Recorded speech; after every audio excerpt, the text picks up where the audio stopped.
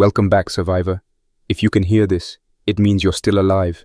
This is Jack's Nightmares, and this is your next story. I stood in the back room behind the office door, staring at the wall where the cinder block met the steel shelving. 30 rows of tally marks were carved into the paint, grouped in sevens with a few faint scuffs where I'd scraped too fast. I added the newest line with the pointed edge of a wood screw, then underlined it with a rule I'd etched after the last breach. Hold ground, no exceptions. The first few weeks, I kept thinking someone would show up with a plan.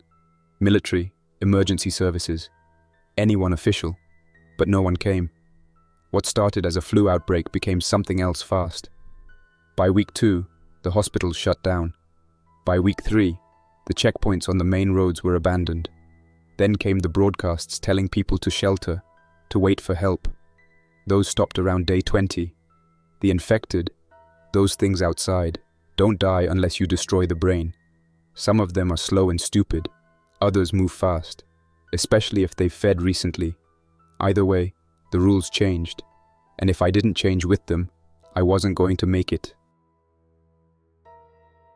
I used to argue with the people who came through the shop when the panic first hit, tried to reason with them, told them not to take more than they needed, warned them not to point guns inside the building, explained how the ammunition reserves worked. It didn't matter. Nobody listened. Most of those people are dead now. I stopped trying to convince anyone. I turned my focus inward, reinforced every lane, bolted steel across the side walls, converted training spaces into choke points. I stopped thinking like a business owner and started thinking like an engineer. My job wasn't sales anymore. It was survival. Somewhere around week 7, I found Berk. He was curled under the axle of a wrecked pickup 3 blocks down, ribs showing, muzzle cut, paws blistered from asphalt. He didn't bark or growl when I approached, just stared at me. I kept my shotgun raised until I could see he wasn't moving, then lowered it and tossed half a stale cookies his way. He sniffed it, crawled out, and limped to my boot. I carried him back in a blanket. For the next 2 weeks, I didn't speak a word to anyone, just trained him with hand signals and small routines. Sit, stay, come, patrol the fence line, no noise unless I give the word. He picked it up fast, smarter than most people I dealt with before the fall. I started trusting him more than I'd trusted anyone else since this started. Today marked the start of week 30. I made a full perimeter walk at 7:10 in the morning. The air was dry and still, no cloud cover. The sun hit the east wall around 7:35, same as always. I moved clockwise, starting from the front barricade, where the concrete slabs were still in place. One of them had shifted slightly from wind or weight, but the steel rods drilled through the asphalt held. I checked every weld, every hinge, every cable. The soda can alarm line at the side gate was still strung tight. No sign of tampering. I tapped the solar control panel with the back of my knuckle. Display showed battery storage at 83%. No faults. Steady charge from the rooftop array. I wrote it down in the logbook. Dated and initialed like I used to back when this was a functioning business. The habit kept my head straight. Inside the building, I did a quick sweep. The shop lobby was clean. Not for appearances, just because I knew how it sounded when something wasn't right. A stray piece of broken glass, loose gravel, anything that crunched underfoot would echo louder here. I made sure the floor was always clear. The security gate across the front door was locked and reinforced. No sign anyone had come by in the night. Berk stayed low and quiet, ears forward, waiting by the inner entrance like I trained him. The old shooting lanes were now part of my second defense layer. I'd repurposed the first 5 into a funnel system. Narrow turns, blind angles, pallet barriers filled with broken bricks and cement bags. Anyone trying to rush in would lose momentum before reaching the inner hallway. Each turn favored my position, not theirs. I mounted sliding silhouettes on dollies so I could create movable cover or bait false angles. I welded metal bars across the sightlines, then added reflective tape at knee height to track movement through gaps. Everything was deliberate. Around 8:40, I took Berk out through the loading dock gate. We did the scent check. He made a slow lap along the inside edge of the fencing, nose low, no alerts. If he caught a recent trail, he'd stop and look back at me. He didn't. Whatever passed through here last night was long gone or stayed on the other side of the lot. The greenhouse survived another week. Wind tore the southern flap again, so I double-tied it with copper wire and taped over the split with weatherproof liner. Tomatoes looked fine. Kale held on. I topped off the water jugs, checked both storage tanks, and noted the levels. I'd boil everything before using it anyway. Berk drank from the main jug after I tapped it. I filtered his first. By 10 o'clock, I was up on the roof inspecting the panels. No bird mess, no shifting. Cables routed clean. I added 2 new steel brackets near the back corner to stop a lateral wiggle I noticed last week during high wind. Tension was solid now.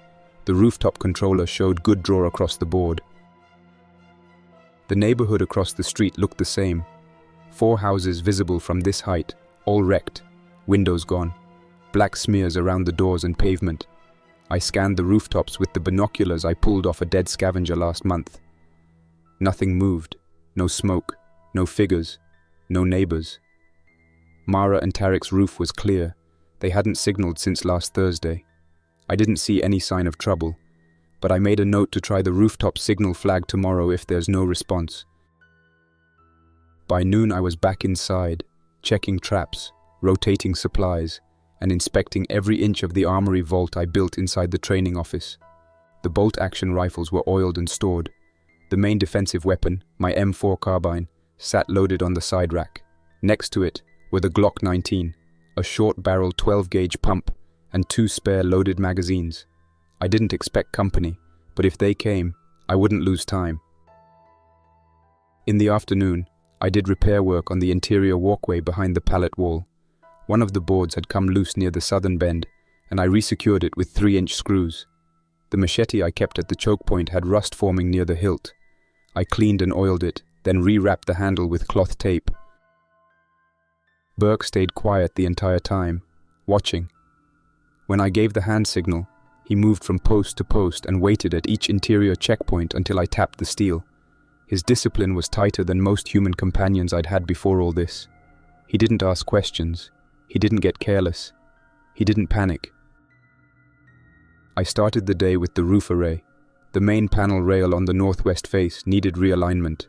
It had shifted 1/2 inch overnight from wind pressure, just enough to throw shadow over the far right edge. I climbed up before 7 in the morning, before the sun got too high, and adjusted the mounts with a 1/2-inch socket and a torque wrench. My palms stuck to the metal as I leaned over the angle. I didn't speak. There was no one to speak to.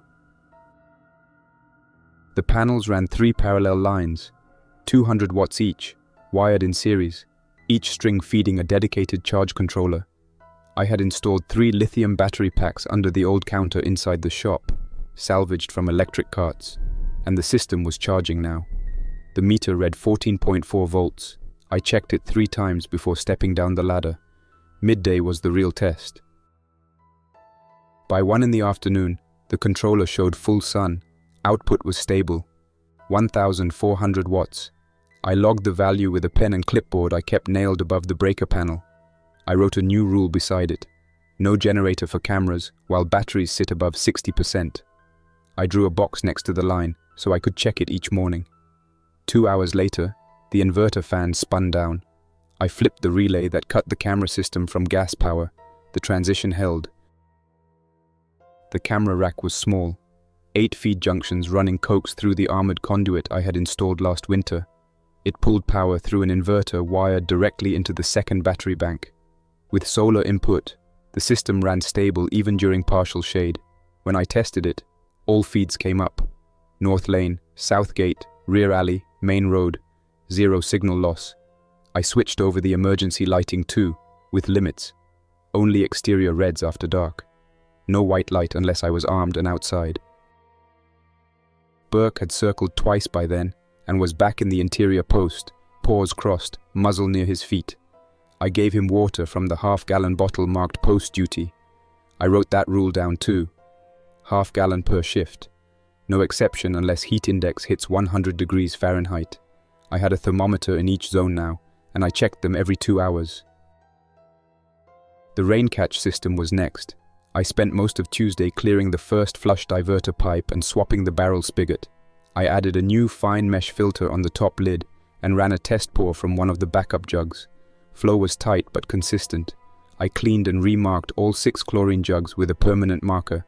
Each had the same ratio written: 8 drops per gallon, wait half an hour, shake once, do not open again for 12 hours. 2 barrels sat in rotation now. One was the active jug for cleaning and watering plants. The other was for backup only. I labeled them with colored tape: green for active, red for standby. I drilled a float valve into the top of the green barrel and tied a short overflow line to the gravel drain near the west corner of the lot. It would keep the runoff away from the building if it stormed. The greenhouse went up by the end of the week. I started bending conduit into arches using the plywood jig I had anchored against the back wall of the range building. 10-foot lengths of 3/4-inch conduit, each bent into a rough curve, screwed into rebar spikes I had hammered into the ground 2 feet deep. 12 arches total, spaced 2 feet apart. I ran top rails down the spine and tied it all with galvanized screws. The whole thing swayed at first until I cross-braced it with spare bed frame metal. I covered it in 6mm poly sheeting, UV rated, puncture resistant, cut it to length and pulled it taut over the frame, then stapled it into furring strips along the base. I double sealed the corners with overlapping folds and zip tape. A zippered roll-up vent ran along the back and front, each held by a length of PVC pipe to make daily venting easier. I set the venting times by a manual timer. Morning, 7 to 10. Afternoon, 3 to 5. Night, sealed shut unless the humidity crossed 70%. Inside the greenhouse, I filled 2 raised beds with compact soil from the building supply warehouse. Mixed it with compost from the city landscaping center. I laid out drip line tubing with adjustable flow emitters, each tied back to a 1 gallon per minute hand pump mounted on a barrel. I didn't automate that part. I wanted to control the exact time and amount. Every gallon mattered. I planted tomatoes first, then 3 rows of spinach, 1 bed of carrots, and a half bed of bush beans. I wrote the plant dates on plastic knives and pushed them into the edge of each row. I made a log entry inside the shop: temperature, humidity, plant type, planting depth, first sprout estimated arrival. Mara and Tariq had given me a small booklet with notes on spacing and light patterns. They used to work the community garden in the city before the outbreak. She was a teacher. He worked sanitation. Now they lived on the roof of an old apartment building and monitored movement below. I gave them ammunition in exchange for food and knowledge. They gave me seeds and timing schedules. I copied everything: temperature by hour, shade percentages, bug repellent mixtures that wouldn't hurt the soil. I used scrap fencing as perimeter guard against animals, and I laid a small mesh skirt around the base to prevent digging. Power consumption stabilized by Friday. Solar inputs gave me 8.5 hours of usable wattage per full sun day. Cloud cover reduced it by nearly 30%, so I stored peak data each week and averaged it out. I wrote a new line on the inside of the panel box: cut inverter after 3 hours of sunless runtime, manual override with countdown timer only. Berk stayed with me through every build. He lay by the barrels while I measured, stayed near the frame when I bolted steel, and waited without complaint when I walked drip line. His only sound was the shake of his collar when he moved. Each night, I dried his paws and checked for cuts. I gave him half a can of wet food with dry mix. He drank from the interior jug after I poured and tested the chlorine level. That week, I heard 2 distant shots on Sunday evening. Suppressed, but close enough that it echoed off the alley gate. I checked the monitors and rotated the dome camera west. A figure had stopped by the burned bus. He was holding something long, could have been a rifle. I waited 15 minutes. He didn't move closer. I made no contact. The next morning, I checked the west fence and found one of the warning plates bent. No breach, just pressure from the outer side. I reinforced it with a second bar. Berk marked it, then sat. Water math came next. I calculated consumption: half a gallon per person per day, 1 gallon for cleaning and irrigation, 1 gallon for Berk and emergency use, 4 gallons minimum per day. I wrote the number inside the catch lid. Daily use, 4 gallons. Surplus only when tanks exceed 100 gallons total. That week, no infected reached the fence, too hot during the day, and no movement at night. I stayed quiet. Berk watched. Power held. Water held. First tomato sprout showed under plastic by Sunday night. I marked the date. Sunday night ended without incident. No groans from the tree line. No wind strong enough to shift the gravel against the glass. Just the low murmur of the inverter fan spinning under the power rack and the faint shuffle of Berk's paws moving between porch and greenhouse. The solar charge controller had settled near 94% by nightfall, even with the freezer and cameras running. I logged the date and final output in the spiral notebook I kept clipped to the main battery board. Monday morning started slow. I did a full walk around before touching anything electrical or mechanical. Hinges looked clean. Turret arms were locked out. The body pit had dried flat, and the last carcass I dumped in had stopped moving sometime during Saturday's heatwave. I didn't smell anything fresh. Berk kept to his usual rotation. North corner first, then west fence, then back along the tire wall I'd built from 2 loads of reclaimed truck tires and cement. He stopped at the spot where I'd found the girl last month. The dirt was still different there, softer. He sat for a minute, stared at nothing, and moved on. By 11, the temperature had already passed 90. I postponed the greenhouse humidity check and brought the suppressor platforms out to the cleaning bench inside the old range shop. The far corner was now dedicated to everything subsonic and silenced. I'd carved a narrow sight channel through the front plywood, marked with blue tape at 15 yards and 25 yards.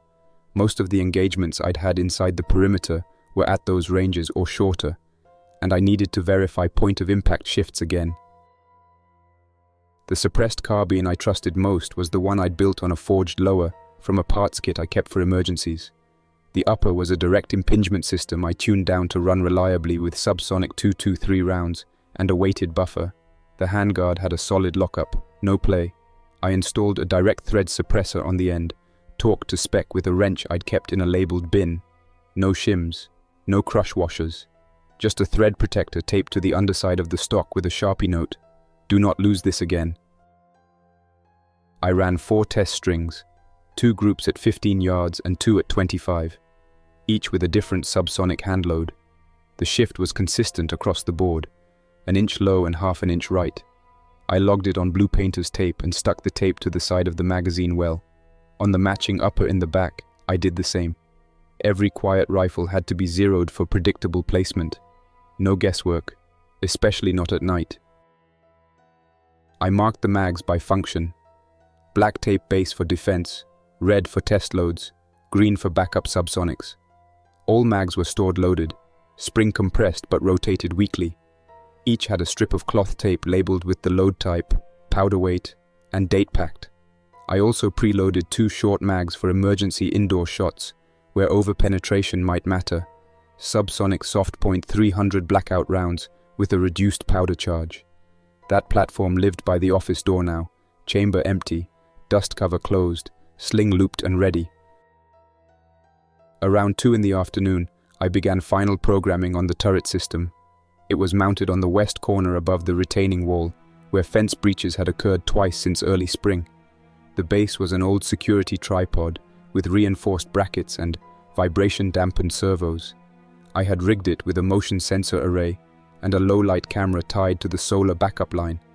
The turret itself wasn't automatic fire in the traditional sense.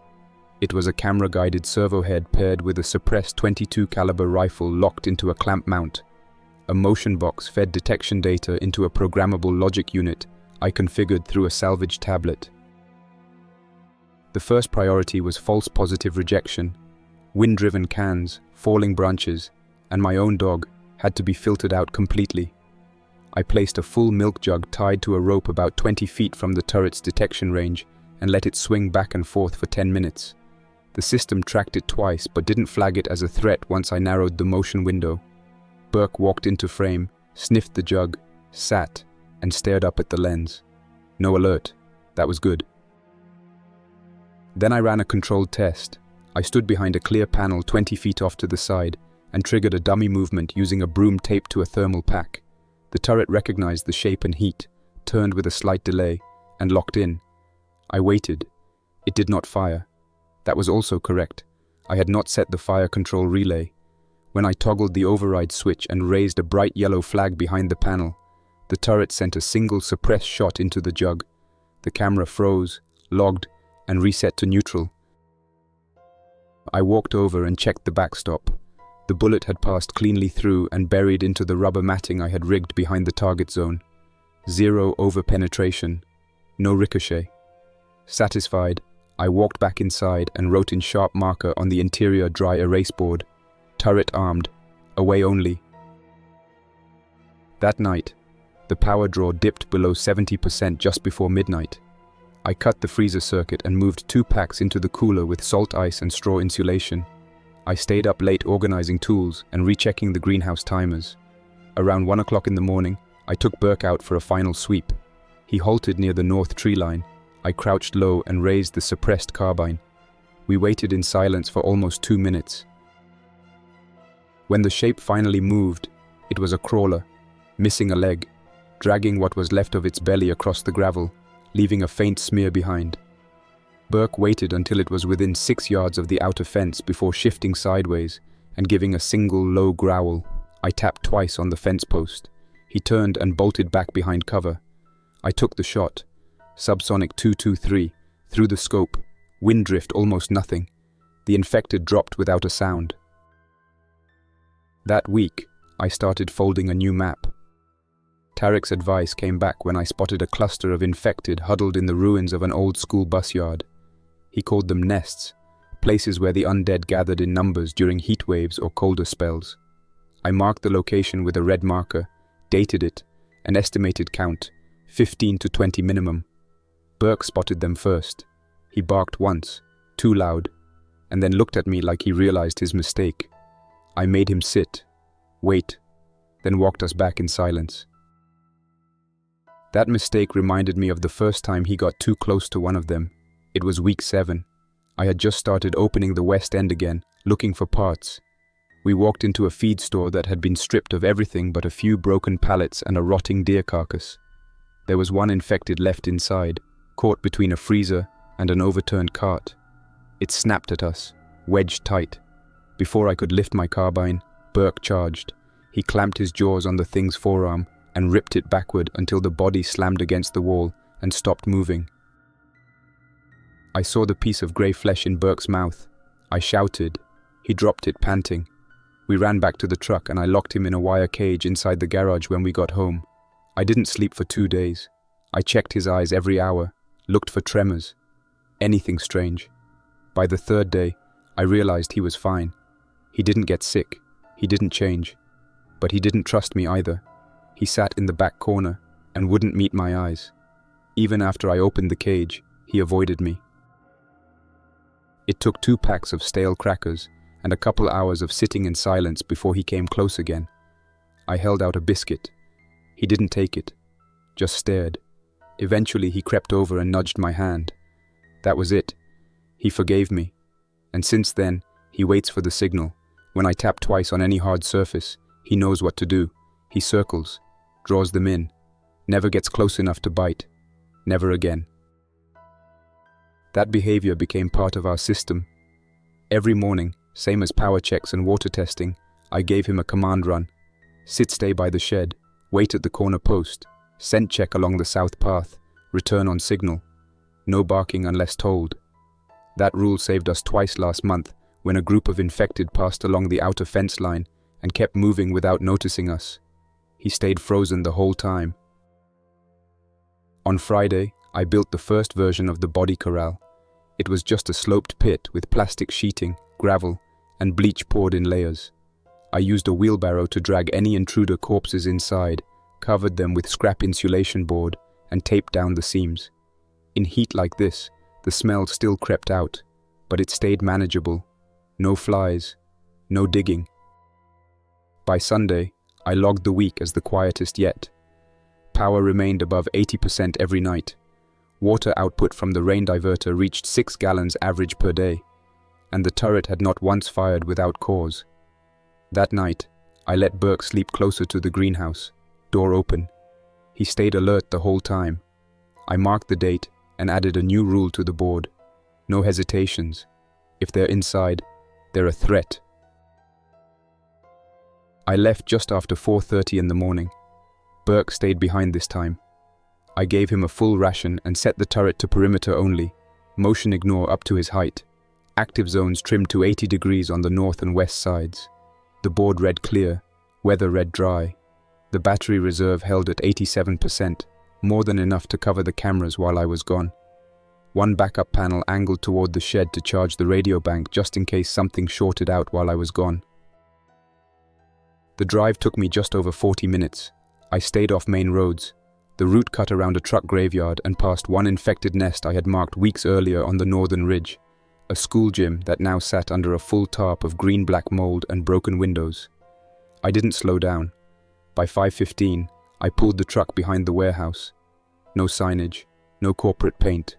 Just a beige metal unit I'd been inside once, years ago, back when I still made bulk orders.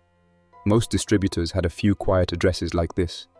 No storefront, no open dock. I parked behind a dead cargo trailer and approached the service roll-up on the side. The chain was still looped through the handle. I cut it clean with the bolt cutters. No alarms, no noise. I unspooled the pry bar and worked the wedges out of the roll track without damaging the seal. It opened smoothly. No resistance. I kept my light off. Used ambient spill from the early sunrise. Inside, I pulled the door shut behind me and slid a manual wedge into place. The air smelled like dust and motor oil. No mold, no rot. The interior racks were still in position, shelving intact, pallets covered in shrink wrap. I moved quickly but controlled. I only grabbed what could fit inside a tarp-tied cavity between the wheel wells. No loose items. No high center of gravity weight. First was a sealed crate of canned chili, expiration 5 years out. Then, 2 boxes of diesel additive, 2 cases of iodine tabs, and 3 crates of clean .308 Winchester. I found 4 M62 high-explosive grenades packed in foam and sealed with a distributor tag I recognized from the range order form in January. All of it went under the thermal tarp. There was a shelf near the back with 3 Claymore-style directional mines, pre-wired, safety pins still intact. I wrapped them in fiber towels, tucked them in a milk crate, and stuffed newspaper between them until there was no shift. Next to that were 2 motion-activated mines. Infrared trip, built-in delay. I logged the serial numbers on the underside of my clipboard and wrapped those in thick-cut rubber sheets from a pallet skid. I found 2 rounds for the M79 grenade launcher. 1 smoke, 1 anti-personnel. I didn't even have to decide. I took both. I left flashbangs, too unpredictable. I took 1 telescoping baton from a case of 20, tucked it in the glove box as backup. Everything else that looked good but wouldn't store right, I left in place and made a quick scribbled map on my field pad. I wrote "second pass possible, south row only" in thick letters across the page and folded it into my side pocket. By the time I rolled out, it was 6:20.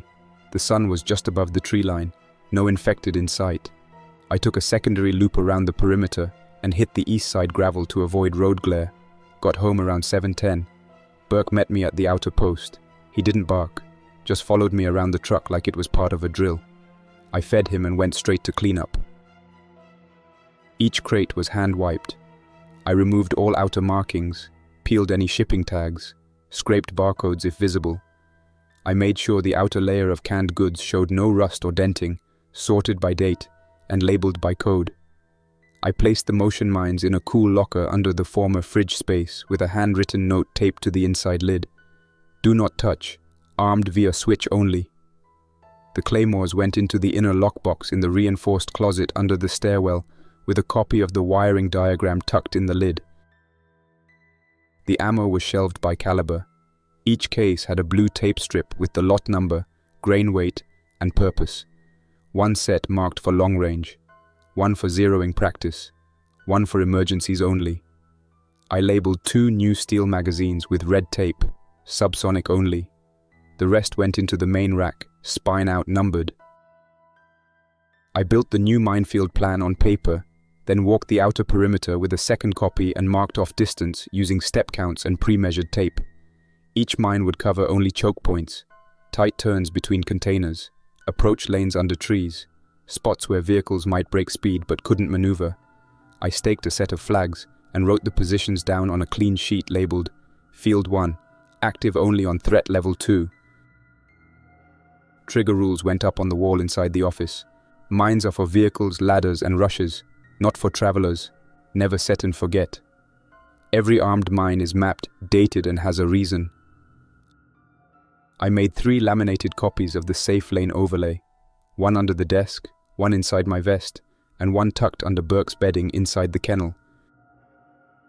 I spent the next day doing range confirmation. The old paper targets were long gone, so now my drills were against the infected themselves. I cleared a lane 100 feet out and sat behind the shooting bench for most of the morning. I used a suppressed bolt action chambered in 308 with subsonics. Clean shots only, no rush. I waited until one stumbled into view, then fired, waited, recorded. Berk sat beside me, silent until I hit. Sometimes he would bark once. Sometimes he would glance sideways like he knew I'd missed by an inch. On the third shot, one of the infected lunged at the sound of impact, but tripped over a root. Berk let out a snort and pawed the dirt. I used the wind caps on the ports to keep the sound and brass under control. No echoes.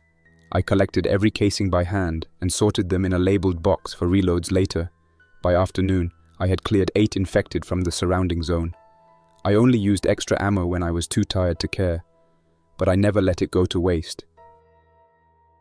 One claymore went into the east fallback wall slot, not armed, just positioned. I marked it with red chalk and flagged it in the mine log as dummy placeholder, visual deterrent. I didn't trust myself to arm that one yet. The real wiring would wait until I knew I wouldn't be distracted. I built a new weapons checklist that night. First, subsonics for range control. Second, suppressed rifles stay inside the perimeter. Third, grenades only on contact. And fourth, launcher rounds secured, not loaded. I wrote one last thing on the whiteboard before locking down. Don't get fancy. Shoot straight. Think clear. That night, I let Berk curl up inside the office again. He'd earned it. I locked the outer door, flipped the turret to watch only, and backed up the camera footage to the external drive. Before I turned in, I added one last note to the board. Resupply complete. Mines not active. Fence clear. No excuses. I was asleep by 11:40. No dreams. Just rest. The kind that only comes when the weight shifts from your shoulders to your planning. I left the shop just after 8 o'clock in the morning. Berk came with me this time. I brought the long case bag, packed tight with 5 loaded magazines, 2 bottles of water, and the replacement battery Tarek had asked for last time. Weather was steady, mid-70s, dry, slight breeze from the east. The sky was clean, no haze, no storm edge. It felt like a travel day. I locked the front gate, walked the perimeter one last time, and made sure the turret was powered down completely. Camera boards switched to solar only, motion logs backed up. Everything that could be turned off without risk was off. If someone came while I was gone, they'd have to work to get in, and there wouldn't be much left worth stealing without a serious plan. Mara and Tarek didn't live far, less than 5 miles, but I never took a straight line. Too many old nests, too many burned-out intersections with no cover. The route I used took me through an alley behind a half-collapsed church, around a long drainage channel, and over a footbridge built from a metal gate and 2 shopping carts. It wasn't elegant, but it worked, and nobody else had been dumb enough to try it when the creek ran full. I knew the timing. This late in the dry season, it was nothing but cracked mud and bugs. By 9:10, we were 2 blocks from their place. I did the whistle, short, low, 2 pulses. Berk sat and waited without command. 1 minute later, the roof hatch opened and Tarek's head popped up. He waved, slow and low. Same signal every time. Safe. Come up, Wayne. The ladder was still old conduit and wrapped wire. It groaned like it always did, but it held. Once I reached the rooftop, I saw the layout hadn't changed much. Tar patches still covered 2/3 of the roof. Rain barrels lined the north edge, black, with faded white paint marking levels. A plain down door acted as a bench near the access hatch. There were coffee cans everywhere, some rusted, some still shiny. Most held herbs, basil, chives, even a few stalks of something woody I didn't recognize. A line of shirts hung on a braided cord tied between two old AC units. Every piece of space was used. Intentional, tight. It looked like a camp made by people who wanted to live, not just survive. Mara gave me a box first thing. Cardboard, wrapped in duct tape. She pointed to the edge. Written in thick black marker, heirloom seeds, dry only, plant week 34 to 36. Inside were sealed packets in repurposed foil, folded and labeled. Beans, tomatoes, peppers, squash, and 3 I didn't recognize. I handed over the radio battery, then reached into the long case and gave them a small ammo bag, 60 rounds of 9mm and 40 of 223. Mara raised her eyebrows. I just nodded. The pistol and the rifles they had came from me in February. No good trading weapons without a way to keep them fed. Tarek brought out a folded map next. Paper, waxed edges, hand-labeled. He pointed to 3 blocks with blue circles. Cool basements, he said. Hold scent. Draws in clusters when the air shifts. Use caution here in the afternoons. He flipped the map and pointed to a pair of alleys drawn in red. Wind alley. Trash chutes on both sides. Good for pushing noise in one direction if you need to bait a group. Mara handed me a rolled piece of linen with 4 hand-painted symbols. One was the whistle signal I already knew. One was new, a square with a slash through it. That's ours for a nearby nest, she said. You see that marked on concrete or mailboxes. Stay alert. Means at least 4 or 5 are cycling in the area. I copied all of it to my field pad, redrew the symbols, and burned the linen roll in their barrel after I memorized it. No sense leaving intel behind if something happened to them. They gave me a small jar of dried chili to take back. Half spice, half morale boost. I left them a folding knife I wasn't using and one of the mid-sized lithium packs with a hand crank. I told them I'd swing back around in 10 days. Same time window, same route. Tarek agreed, and Mara said she'd prep more notes on soil mold and dry season pests. We left by 11 o'clock. I took a longer route back. Wanted to verify if one of the tire barricades near the gas station had been moved. It hadn't. Still chained. Still smoke black from the last fire. I counted 2 infected near the laundromat and avoided the block completely. Berk kept pace, silent the whole way. Back at the shop, I locked the outer gate, flipped the solar bank from standby to active, and checked turret logs. No alerts, no motion. Power held at 91%. Temp inside the main office was steady. I unpacked the seeds and sorted by label, used clothespins to hang the empty foil sheets in the shed for reference. Then I walked out to the greenhouse. I started by checking the soil temperature. Tarek had told me I needed a steady low 70s base before planting anything sensitive. The probe read 74. That was enough. I laid out a new row and used my old measuring stick to set spacing. 9 inches for climbing beans, 12 for squash. Everything was marked with a plastic knife pushed into the soil, date written in marker. I used cut cloth strips and a few more clothespins to set the vine training lines on the western edge. Sun angle would support growth through the afternoon without overheating the root base. Berk lay in the shade by the greenhouse door. He watched every movement, head tilted just enough to show he was alert. I didn't speak to him unless it was necessary. He seemed to know this was routine work, not active patrol. He stayed put. By 4 o'clock, all transplant beds were set. Water was measured and slow-fed through the drip line float system. I marked the greenhouse frame in permanent marker. First harvest expected, week 36 to 38. Then I stepped back, looked at the plastic roof for any new condensation traps or heat bubbles. Everything looked solid. Vent flaps opened just enough. No mildew streaks. It breathed right, finally. I took the chili inside, portioned half into a sealed jar, and added the rest to a dry food mix I kept for days when taste actually mattered.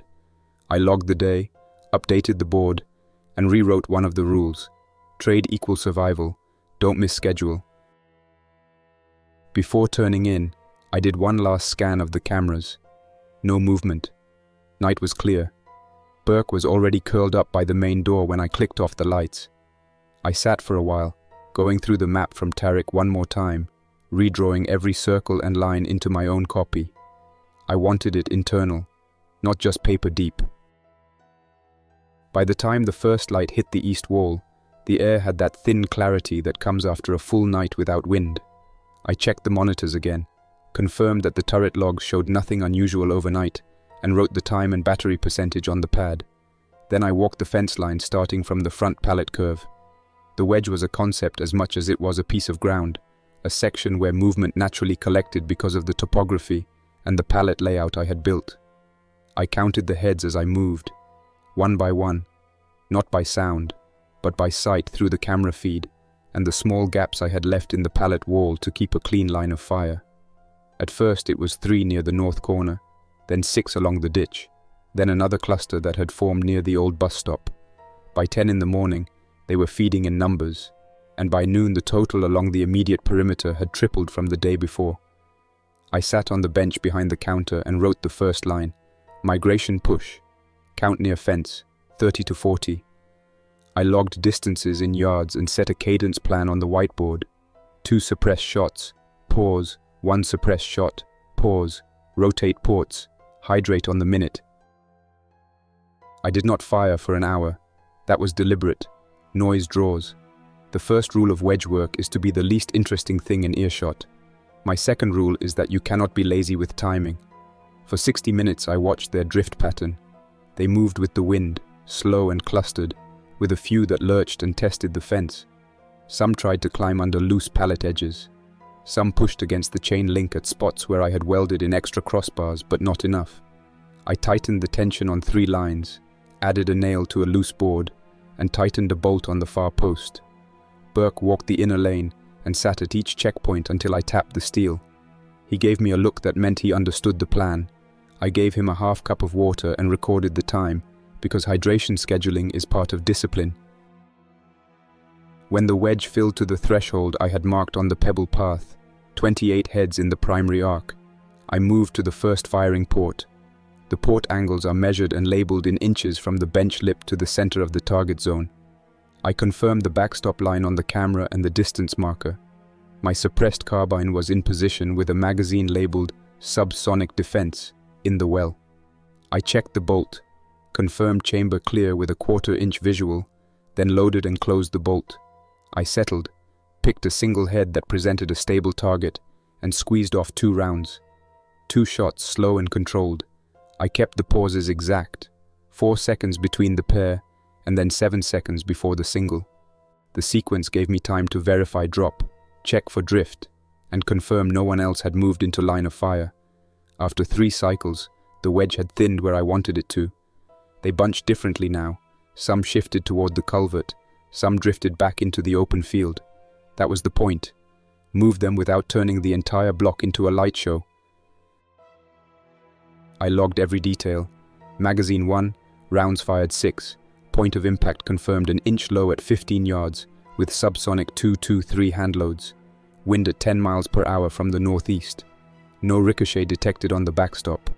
I wrote the notation, then walked out with the hooked pole and the tow strap for bodywork. Dragging corpses is not poetic, it is a chore. I hooked the strap under the shoulder joint where the fabric held, pulled the body away from the pallet line, carried it to the ditch, and set it with its head facing downstream. I sprayed bleach mixed 1 to 10 on the hands and gloves after each movement, and placed each used glove in a sealed contractor bag. I changed gloves between every pull, rinsed the pole, and logged the time. The work took method and rhythm. Hook, pull, knee set, shuffle, stop. No sudden moves. I did 4 bodies on the first pass, then went back and checked my ports again for dust or mud that could shift 0. The wedge cycles repeated through afternoon. Each time I rotated ports to avoid pattern recognition and to distribute the acoustic signature so a listening group wouldn't be able to map my exact bench angle. When the angle presented weak, I moved back and used the shotguns for suppression only at the outer posts where the fence had to be defended from a close approach. I used the 12 gauge with slugs only when a vehicle tried to push through the curve. Guns are tools and math, not theater. I cut each action down to steps and wrote them on the whiteboard.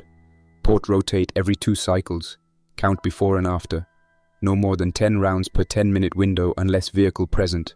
Berk sat off to the side, watchful, and at the end of the day the wedge had shifted twice in my favor. I recorded approximate hour-by-hour counts and the drain on the magazine supply. Around dusk, after the sun tipped the rooftops and shadows grew long on the pavement, I ran the roof bridge drill. I had practiced this route 3 times since I built the hinges. Step up, latch, walk 12 paces to the middle, cross-step on the boards, pause, mount the truck roof, drop to the canopy, and then slide down into the pallet alley. I timed it with a watch. First run, empty, dry, clean. I made it in 68 seconds. With Berk harnessed and moving at my side, the return took 92 seconds. I wrote both times on the wall in permanent marker and circled them. The bridge hinge checked tight. I greased the pins. The plank showed minimal flex but no cracking. If the lower floor became compromised, the bridge gives me an exit with gear and dog in under 2 minutes. That margin counts. Evening brought a different challenge. More infected moved in along the creek as noise from a collapse downtown carried like distant thunder. Some of them that would have drifted past now tested the chain link with their hands, pressing and pulling. I switched the turret from watch only to targeted suppression and allowed it to engage any that crossed the inner line past the pallet curve. The turret lining was deliberate, small arms only in measured bursts to break crowd momentum. It took 2 bursts to create a gap large enough for me to drag a heavier body into the corral without bringing extra attention. I logged turret firings with times and angles, and then reset the camera to record on motion for the night. At midnight, the wedge had finished its cycle. Numbers thinned as the group moved on toward the west lot, where a shallow wash pooled and cooled in the night. I walked the perimeter again, checked trip lines, and tightened 2 that had loosened from repeated weather cycles. I sprayed bleach on each rail and handled the ridge straps with gloves still fresh from the morning change. I packed the hook and strap back into the case, counted magazines, and updated the tally on the supply board. Water consumption for the day rose by 3 gallons because of sweat and because I dragged more than usual. I poured 1 measured gallon into the kettle, boiled it for 10 minutes, added 3 drops of chlorine per gallon, and poured 2 cups into my canteen. Hydration is not an abstract thing. It is numbers and measurable effects. Before sleep, I wrote the final line. Roof route, 68 seconds clear, 92 with dog, wedge holds, rotate ports, mine checks at dawn. I added a note to self to disarm 1 dummy mine and replace a clip spring on the subsonic carbine. Berk curled at my feet and stayed still. I looked at the tally marks one last time and ran the checklist by memory. Battery levels, turret feed, number of magazines, water jugs, hook in place, bridge hinges greased. I clicked off the lights and left 1 small red LED for the camera that always did a soft blink when everything was set. The wedge worked because I treated it like a machine, not a battle. You run a machine the way you would run a generator. You measure its inputs. You maintain its parts. That is how you keep a place intact when the rest of the city slides. I woke to a tone from the external speaker at 5:30. It was the wrong tone. My hand went to the belt before I was up from the cot. The turret sent me a short vibration alert and the monitor displayed a truck parked at the curb. I ran through the checklist with half my brain awake. Batteries, turret status, mine log. The truck was a dark cab with a makeshift rack on the bed. No plates. 2 men were out of it, moving slow, circling the pallet curve like they were measuring angles. One of them wore a reflective vest that caught the morning light. The other carried a length of strap. They looked at the curve, and then at the gate, and then at their partner, who remained by the truck. I let the morning stretch. I did not speak through the intercom. They tested the chain on the front twice, just to see if it would give. The cans rattled. The man with the strap probed the edge where I had welded a second post last month. He found the weak seam and cursed softly. A third vehicle had rolled up around the corner and stopped. Two men got out with a ladder folded across the hood. That was the moment I decided I would not waste more time telling people to leave. Words mean nothing to people who bring a ladder. I fed the turret a live feed focused on the curve and readied the grenade launcher. The launcher was secured, but I had rounds accessible in a foam-lined case. I did not want to use it. I did not want the flare and the smoke, but the pickup had been used as a battering ram once before in another block, and I remembered the sound. If they got the ladder against the fence and started climbing, while the infected drifted in behind them, it would be a cascade I could not stop with a few suppressed rounds. I dialed the tablet to the firing solution, lined up the angle for a disabling hit in the engine bay, and kept my finger on the manual override. The first man grabbed the strap and started to snake it around the far post. His hands were quick. He had done this before. The second man readied the ladder. The driver revved to get some momentum. I watched the line move on the camera and checked the wind. Wind was negligible. Range to the engine block was within effective distance for a single grenade launcher round, designed to disable, not to create wide fragmentation in a populated lot. I toggled the safety off, took a breath, and pulled the trigger. The round hit the radiator and engine bay. The truck heaved, smoke rose, and the driver spun the steering wheel. One man jumped back and the strap went slack. The other man dropped the ladder and cursed. A couple of figures in the truck bed spilled out and ran. There was no spectacle. The truck stalled. A small fire started near the fuse box and melted plastic. The men scattered down the street. Two of them went for the ditch. One crashed into a pile of rusted shopping carts and disappeared behind it. The remaining man ran south toward the bus lot. He was moving fast. I recorded their plates. Partial, blurred, but enough to note that the vehicle had a welded rack and homemade armor on the bed. They had intention. They had practice. After the launcher round, the lot drew attention. The smoke pulled a cluster from the east side culvert. Not a migration, but enough to push bodies toward the fence. The wedge started to fill as the traffic sound masked the launcher report. I switched to the cadence I used for migration cycles. 2 suppressed shots. Wait. 1 shot. Wait. Rotate ports. The turret picked up the slack on angles I could not see and added measured bursts to break momentum. I worked methodically and logged every action. My mind would not race. It had responsibilities, ammunition counts, mine status, which fallback gate to open if the inner lane was breached. Within 30 minutes, the raiders had regrouped down the block. They tested a different angle and tried to push a small utility truck toward the curve via a tow strap. That driver didn't understand the math of resistance at my barrier. He started revving to gain momentum and stalled twice. I fired 3 rounds into the front tires of that truck, clean shots, minimal spatter, and it rolled back. That was enough for 2 men to bail and run. For a few seconds, the street looked like a cleaning sweep from the old days. Humans moving fast, deciding whether to fight or flee, making choices I did not want to be part of. I did not fire on people who were not actively attacking the line. When one of the raiders stood at the corner and waved his hands like a negotiator, I kept the intercom off. Our rules on the whiteboard were clear. Talk once. If they touched a barrier, they risked equipment. If they brought ladders, the answer was non-negotiable. The man who tried the ladder earlier came in a second after the first charge. He limped away with scratches and oath stitches. He slipped into the shade and died while trying to adjust his haul. It was quick. It was not pretty. I did not celebrate. Berk did his job without mistake. At the first smell of burned oil and the spark of heat near the radiator, he moved in a pattern I now recognized as cover and distract. He trotted to the far gate and barked once, a short, sharp sound, and then returned to the bench and sat. The signal meant, check that corner when it clears. He never got close enough to be grabbed, never lunged, never risked bite. That is the difference between training and instinct. He had both now. I kept him calm with clear commands and a measured treat each time he completed the movement. The fire from the disabled truck threatened the pallet curve, so I pulled the hose line and doused the heat. One of the pellets of burning plastic had lodged on a cardboard-wrapped pallet and smoldered.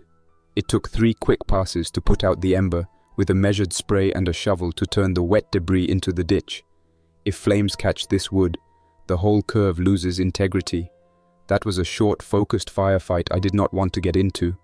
The aim is always to preserve barriers, not to win a spectacle. When the raiders backed off to regroup, their driver left a tool bag behind near the burned truck. I did not rush to collect it. Instead, I sent a drone sweep across the east block and watched the men pacing. One of them slipped into a storefront and came out with a small propane tank. That signaled they were not leaving. They wanted the truck towed or pushed. That meant they would be back in force, or worse, come with explosives. I doubled the phone watch on the rooftop line with Tariq and Mara and sent a single short whistle code across the agreed pattern. No answer. That made my plans shorter. Escalate the deterrence and prepare for direct contact.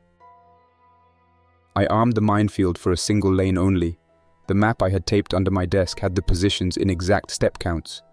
I went out with a hand tool and laid one of the directional mines in its claymore splice position, covering where a truck's front end would sit if it tried to bull the curve again. The mine was set on a pressure bridge trigger wired to a manual kill switch inside the office. I didn't arm it fully. I tested the circuit with a dummy trip and confirmed the relay closed. The trigger doctrine on the wall had one last line: activate only on confirmed vehicle attack and after last warning. I stayed true to that line. I clicked the manual simplex to live standby, but left the safety intact. One of the men attempted to cross the barrier again in the late afternoon. He walked close to the position where the mine would cover the axle and reached under with bolt cutters. I toggled the speaker and spoke 2 words, slow and even: leave now. He scoffed and continued. I hit the floodlight in the empty bay to disorient and to change the visual pattern. I wanted him to make the next move with less information, not more. He moved his hand deeper, then his fingers closed on the cutter. He did not pull. He looked for an angle to hide from cameras. That hesitation was enough. The driver tried to spin the truck for one more roll. I activated the mine. The detonation was focused. It disabled the truck in the X. The explosion knocked the truck's driveline and sprayed the front axle with metal and dirt. 2 men were burned back. One managed to run, and the other collapsed. The rest of the crew leapt and retreated. I was not looking for casualties, but I had to accept consequences. The mine did its job. It kept the truck from moving. It removed the threat in terms of vehicle momentum. That was the measure I used, not the body count. I walked out later and inspected the position. The metal fragments had gouged the bumper and torn the radiator from its mounts. The pickup would need a tow that night. I took a deep breath and logged the activation time, reason, and supporting evidence onto the mine map. Then I disarmed the adjacent array and placed the manual safety back. Night closed in with quiet and a sense of the block restructuring itself. The raiders had retreated broken. I could see long-term results already. They had one less vehicle, they had new caution, and they had an engineer's note now about my capability. I tightened the pallet curve with an extra strap, put up a new decoy jacket on a pole at the blind corner, and repositioned the dollies to create a false line that would force any future attempts to show their hand earlier. Then I sat down and cleaned the grenade launcher, checked its chamber, wiped soot from the barrel, and reinforced the foam seat where I stored the rounds. I wrote a new rule onto the board: grenade launcher authorized for vehicle disable only. Fire only with 2-man confirmation or immediate threat. The aftermath took a few hours of work. I walked the damaged truck for salvageable parts from behind the curve once morning came. There were tool pouches and a pair of gloves I took and logged. I recorded descriptors of faces I had captured on the turret feed and sent the encrypted image to Tariq with the rooftop radio. He replied late that afternoon with a note. He had spotted similar plates farther north on an earlier run, likely the same crew. He suggested a pattern and a probable staging area. I copied it into my map and added it to the planned next passes list. The city learns fast. So do those who live on the edges. The mine made them change tactics. The disabled truck made them come back with ladders and ropes rather than brute force solutions. My response had to be the same: predictable, measured, and documented. Cruel? Maybe. Fair? I thought so. The rule on the board was simple. You can ask for water or a map. You cannot bring ladders to my fence. When night fell for real, the wedge thinned as regular patterns resumed. I checked every camera feed, cleaned the lens on the turret, and sat with Berk while I recorded the entire incident into the main log. I dated each entry, signed it with my initials, and filed 2 copies, one in the safe and one under the bench that held the wired trip map. I capped the day by tightening the bridge hinge pins and testing the roof route once, slow and deliberate, 68 seconds empty, 92 with Berk. I wrote the numbers again and added one more caution: expect countermeasures, expect return. Then I turned off the light and let the place breathe in its measured darkness. Morning came with a dry wind and a low grey over the industrial roofs. I woke before first light, slid my boots on, and checked the battery panel. Solar had dropped to standby overnight, and the bank held at 79% under load. I made coffee on the camp stove, measured the 2 cups, and drank them while scanning the monitors. The turret felt fine. The bridge hinge showed no new play. Berk nosed my hand for a biscuit, and then went back to the door, where he could watch both the greenhouse and the lane. I packed a small kit for a run: a full jerry can of diesel, rope, 1 sealed ammo crate of .308 Winchester, 2 boxes of 9mm, 3 hand-thrown smoke rounds for the launcher, and the key to the pump house stash. I walked the path to the lake with the truck warm and ready, keeping the route tight to shade and avoiding the main drag. The lake stash was a plan from the start. A small motorboat wrapped in brush sat under the collapsed boathouse behind an empty summer cottage.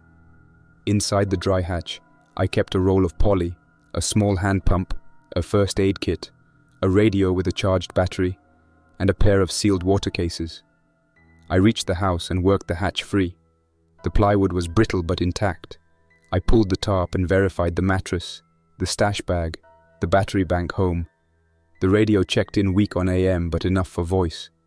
I left one of the sealed water cases under the tarp and refreshed the dry bag with 2 more dehydrated rations in vacuum pouches. I noted the date on the boat lid and left a small smear of grease as my mark so I could tell if anyone else had been there. On the drive back, the truck felt heavier. I kept it low in the ruts where tire noise dampened against gravel. When I pulled up to the range, the pallet curve looked the same from a distance, and I allowed myself to think it was a simple run. I parked behind the canopy, but before I shut the engine, I looked at the west wall and saw a new shape. A dark van parked 3 houses down, half hidden by the night shadow. It was quick to appear and quick to make me tense. I cut the engine, but this time I kept movement minimal and slowed my breathing by focusing on the steps I had memorized. I closed the canopy door, moved the truck under cover, and walked to the office window to check the feeds. The van's occupants were a scouting team, 2 men and a woman in the back with a pair of rifles wrapped in blankets. They moved quietly, but their actions left a pattern.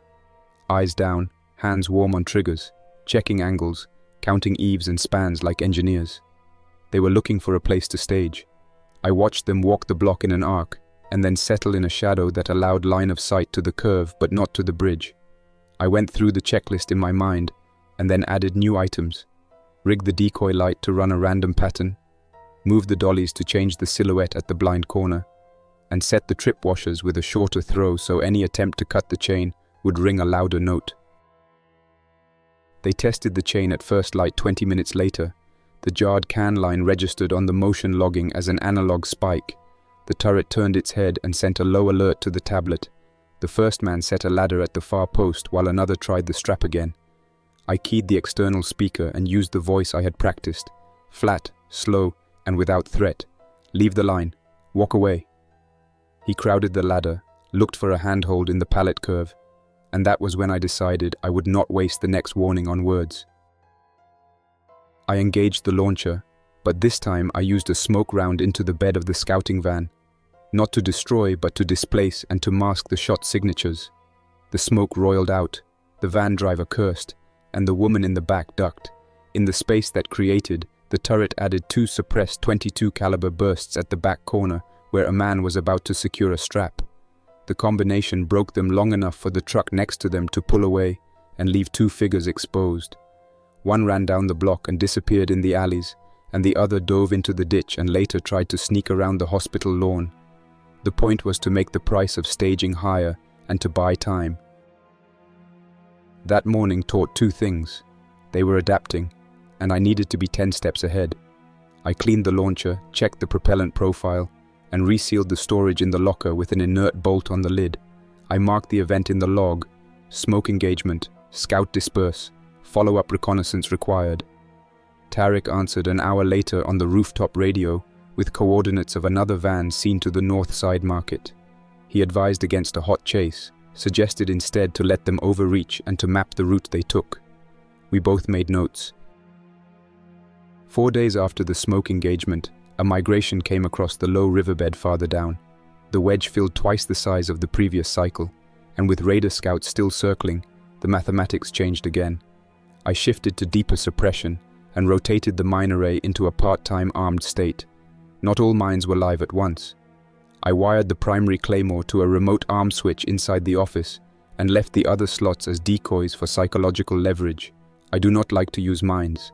I treat them as a medical supply that you do not give out unless someone's life depends on it. The math was simple. One vehicle with a load to force through the curve would crush everything in a second. The mine removed the vehicle option. When 3 vehicles approached on the second day of the migration, the lead driver thought the math was still in his favor. He accelerated and tried to run the curve in a single push. I took a long look at wind, angle, and where the vehicle would rest once momentum decayed. I engaged the claymore aimed to take out the drive pulley and lower control arm. The truck faltered and settled with a broken differential burst, metal and grease painting the gravel. Men tried to push. They tried to crawl under to roll the axle out. They failed. A pair of them escaped into the night. The rest holed up near a pile of rusted refrigerators. That night, I walked the perimeter with a headlamp and collected the bolt cutters they had abandoned. Tools tell stories, and I filed these under enemy kit. I catalogued serials, included photography, and radioed a small set to Tariq for corroboration on his end. The migration that week taught me to change bait points. I reworked the pallet curve by adding 3 extra pallets on skids and installing a diagonal breakaway board that would drop and catch a vehicle's bumper under a hook, which would then latch and resist further motion. It was mechanical. It required no explosives, only proper angles and a heavy hinge. The new system forced a driver to stop and then exposed him to turret suppression from angles the driver could not cover. The mechanical catch bought time and reduced the need to arm mines. I documented the build plan with diagrams and step counts and stapled the printout under the office bench. As the weeks continued, the nest became easier to find. Tariq's map and my own notes overlapped into a pattern. Cool places with running water, shaded basements, culverts where the scent pooled, abandoned stores with tile floors. The nests were not dens so much as logistics nodes where numbers could assemble without venturing into the sun. I mapped them with red circles. I also mapped where they would move when the wind shifted. My drives into town shifted from supply runs to reconnaissance runs. I spent a morning in a ruined hardware store taking measurements of a culvert that fed a nest. I wrote those numbers in my notebook and created a plan. When nests grow past 20, avoid direct engagement. If they were under 12, a small puncture in their line with a few precise shots would push them to move. Berk's role changed with mapping. He learned that nests respond to certain human scents and noises. I trained him to ignore stray fodder and to move to a point on my hand signal, where he could distract a single straggler if needed. He never attacked an entire cluster, and I practiced that rule until it was muscle memory. On a test run, I sent him out with a whistle pattern I had taught him months earlier. He trotted into a shallow nest, barked once on signal, and then danced back to the step I signaled for. The disturbed infected turned their attention for precious seconds. It was enough to take a single head-off shot and clear a path for me to place a small decoy that would change their drift. I logged the test and labeled it dog distraction, safe at range. The second skin idea matured into layers that functioned under stress. I had the outer pallet curve, the inner retainer with sliding dollies, the roof bridge, the fallback sally, and the pull-through corpse corral. Now I added the decoy courtyard with a timed lamp that would blink in patterns inconsistent with the turret feed and give me an early momentary visual mislead. It was cheap, effective, and bought seconds more than a single static barrier. I rewired it to the secondary battery and added a photocell that would disable it in direct sunlight. Only dusk and pre-dawn would see it active. One night, the second skin was really tested. A coordinated push came at 2 in the morning. A heavy migration moving south plus a team of raiders trying to collapse the fence with a winch. I was awake because I never trusted deep night when the moon is thin. The turret registered a mass and then a pattern of 4 fast-moving silhouettes cutting across a roofline toward the rear gate. The minefield at the east corner was live on manual for that slot. I fired trained suppressed shots across the alley to shape the herd and used the turret for angles my arms could not reach without exposing myself. The winch started to scream as it tried to pull the gate. It was a clear sound that carries and draws. I had one option to stop it. The grenade launcher was loaded for vehicle disable. I dialed the exact angle I had practiced on the engine bay, aimed at the winch system and took a single disabling round. The launcher struck the winch housing and the cable went limp. Men cursed. A flare of light from the launcher burned the night air short and then smoldered. The migration reacted to the flare and pushed against the fence in a dozen places at once. I stepped through the cadence. 2 suppressed shots. Pause, 1 shot. Pause, rotate to the other port. The turret automatically engaged a man trying to climb in the confusion, and then a miner I had not expected tripped the claymore and immobilized a second vehicle. In 20 minutes the entire attack had lost its plan and devolved into scattered flight. The morning after, the fence held but had new scars. The pallet curve had a burned section from a flare canister. I walked the line and collected fragments. I checked the bridge pins and counted rounds. Webbing from the ladder lay tangled in the ditch, and I photographed it for the log. I wrote down faces from the turret feed and matched them to earlier images in the file. 2 men had minor burns from the combined bursts. They left behind a bag of fasteners I salvaged and catalogued as potential tools for future builds. The mine log showed 2 activations, both effective. I marked each with time, reason, and evidence. At week 40, I added a new mark on the cinder block. The tally had taken on a new rhythm, not just weeks, but milestones. I wrote the date and under it, second skin tested held. I cleaned the weapon systems, replaced springs, oiled suppressors, and checked point of impact again on the carbine. In the greenhouse, the beans had climbed 2 inches in the last 4 days, and the first tomato showed a green nub. Growth matters. It keeps planning honest. I took time that week to trace a routine. Every morning at first light I checked the battery, the fuel reserve, the turret feed, the rain diverter, and the greenhouse pump. Every afternoon, I walked the nest's perimeter and crossed off any that had washed out or changed hands. Every night I tested the bridge with a timed run and notebooked the seconds. The checklist read like the margin of a trade ledger, and my life felt like an account to reconcile at the end of the day. In the end, the long night came like a slow storm rather than a single flash. It began with an expectation. The raiders had been pushed back, but they had not left the city. They waited, and they learned.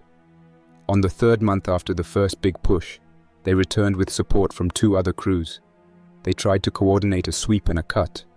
They used the burn from a disabled vehicle as cover, and they moved equipment in new ways. I watched them on camera and then made a choice to use the roof bridge. I loaded a small pack with 2 full magazines, the radio, a sleep roll, and the extra battery. I set Berk's harness, and we walked the roof route together as if it were a normal drill. Only this time I took the long angle across to the truck canopy and dropped into the pallet alley with the door sealed behind me. The upper alley gave me access to a side gate 3 blocks over that I had prepped months before as a temporary fallback.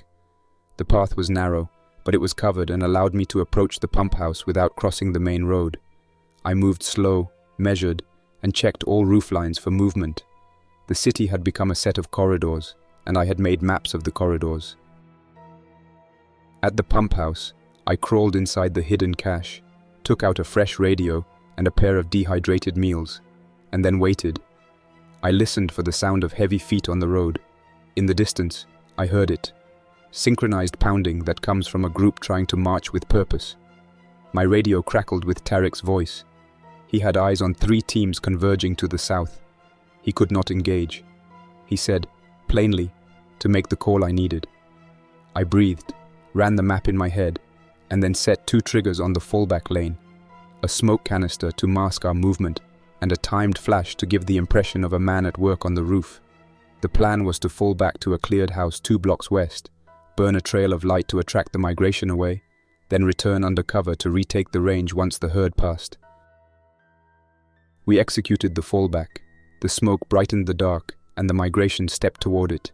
The raiders moved in to investigate and were met by the wedge on the wrong side.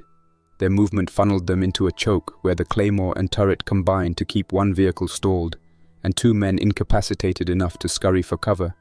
The remainder scattered, grabbed by the migrating mass. It was messy. It was efficient. We retook the range at dawn when the herd had passed. I counted the magazines and found 3 rounds missing from the carbine and 2 from the turret box. I replaced the springs and wrote the numbers on the log. After the storm, I took the time to walk the city farther than usual. I marked 3 new nests on my paper map and drew a line showing the migration corridors, how they moved with the wind and away from sun patches. I taped the new map to the office wall next to the tally marks. The new map looked like machinery. It made the city legible. I wrote under it, "Know the flow, build for it." Weeks later, the final test came not as a single confrontation, but as an ebb and a resume. The lost truck vendors moved on. The raiders who survived adapted into scavenger bands that avoided the curve entirely. The nest shifted and the map changed. The greenhouse gave me the first tomatoes that turned red on the vine. I harvested 3 and salted them lightly over a small fire in the back lot. The taste was clean and straightforward and did not make me sentimental. It made me practical. Food is survival and comfort. It is inventory and morale. In the final tally that I wrote on the day I added 4 new marks to the wall, I included the usual items: battery days left, magazine counts by caliber, water jugs on hand, and a new column labeled Allies. Under Allies, I wrote Mara, Tariq, and 2 initials of a man at the North Market who had left me a wrench and a canned ham. I wrote the rule for handling humans again: help through gaps, no one inside without vetting, trades only with paper and signatures. I underlined it twice. I checked the turret one last time on that afternoon and ran a new firmware test to remove any remaining false positives caused by drone insect swarms. I ran the suppressed carbine through a clean routine and confirmed 0 shift at 25 yards with the established subsonic load. I updated the mine map and removed 1 old activation marker after a controlled disarm. The list felt long, but it was the list that kept the place whole. I logged all changes and made 2 copies. The final night in that cycle was quiet. I let the cameras cycle for the entire rotation and sat in the office with my hands on my knees. Berk slept with his head on my boot. I pulled the cinder block wall out from behind me and scratched the new column of tally marks. Week 48. I wrote a short line underneath: second skin intact, still standing. I left the note on the board for the next day: repair, ladder hinge, greenhouse net, turret lens wipe. Then I turned out the light and listened to the building do what it should: hold. When morning came, I went through the same walk that had become my measure. I counted fences, checked hinges, inventoried the seed trays, and updated the ally list. The world did not promise anything beyond the next measured act. The machines and systems I built responded to my behavior. If I fed them with maintenance, they fed me with time. If I ignored them, they would not. That is how it was. That is how I planned to keep it. Berk nudged my hand. I scratched behind his ear and added his name to the whiteboard in the corner under duties: patrol, distraction, morale. The list felt right. I left 1 final note in the log for the week, and for whoever might read it later: count, maintain, measure. Nothing moves that is not measured. Stay small, stay deliberate. Then I closed the log, put the key in the same mug I always used, and walked the route again. The range stood like a machine with human parts. It had been redesigned in days and rebuilt in weeks. The city around it had not been rebuilt, but I knew where the flow ran now and how to work with it. That knowledge was the only real currency left, and I had spent the last months turning it into a life that could, stubbornly, continue. That's all for now. Thanks for listening. Don't forget to like and subscribe to keep the stories alive. For now, stay quiet, stay vigilant, and stay alive. Jack's Nightmares, signing off. Until next time, survivor.